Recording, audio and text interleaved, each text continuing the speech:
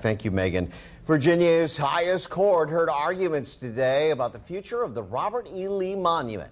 At issue, does the state have the right to tear it down? We have live team coverage as the justices weigh the answer. Our Jasmine Turner is at a rally that followed state Supreme Court hearing. But we begin tonight with Karina Bolster, who listened into those arguments. And basically, Karina, I guess this involves 130-year-old deeds about that statue, correct? It does, Kurt and Simone. Now, it's been 1 year and 4 days since Governor Northam announced the state would be moving forward with removing the Robert E. Lee statue, but that process has been tied up in a courtroom. Now it's in the hands of Virginia's highest court.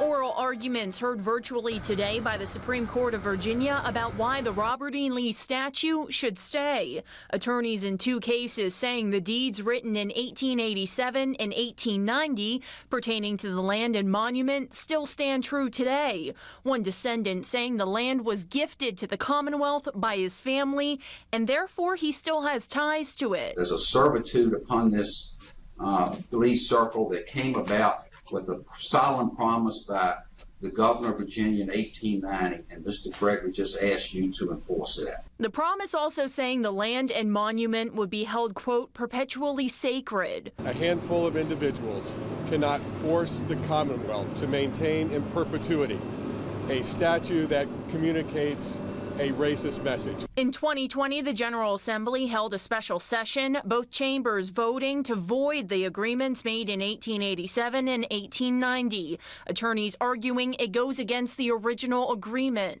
It clearly ignored the constitutional violations when the General Assembly enacted the special legislation. It is up to the people, as spoken through their elected representatives, to decide whether this statute comes down. Both appellate hearings totaling a little more than 30 minutes Tuesday. The Attorney General feeling confident in the arguments made about why the High Court should not overturn the decision made last year. We have won every single challenge so far, and yet, even though we've won, there is an injunction in place, and that should be dissolved as quickly as possible.